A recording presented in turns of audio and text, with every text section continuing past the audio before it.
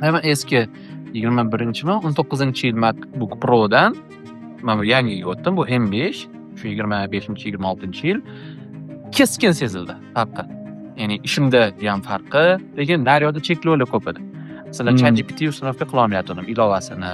O'sha yomon asabimga tegadi. Keyin buni olgandan keyin birinchi bo'lib shu ChatGPTlarni uстановка qilib oldim. Atlas ham brauzerini uстановка qilib oldim. Keyin yaxshi zo'r tarafi bo'ldi. Eski kompyuterim joyi to'lib ketgan edi.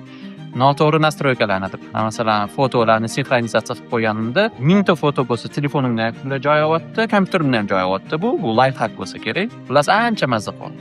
Bunda mazza qoldi. Eski Mac ishlatayotganimda o'zi Mac ishlatayotgan odam bir kuni ko'rdida, bir kun to'liq kun ko'chada yurdikda, kunning oxirida bir marta ham zaryadka qilmadim. Keyin notebookingni dedi, o'sha 19-yilda Mac. Yo'q, dedim, shunaqa ishlaydi. Men uchun bu oddiy hol bo'lib qolganda. Bu endi kechqurun yoki ertaga zaryadka qilaman desam, unga shok bo'ldi bu. Chunki Windows'ni bilmayman, 3 marta zaryadka qilardi o'sha paytda shu ish uchun. Men buni zaryadkasini umuman esimdan chiqarib 2-3 kunlab yuribman, kerak bo'lsa umuman esdan chiqib ketadi. Keyin tugaydi. 4-5 barobar ko'p ketadi zaryadkasi.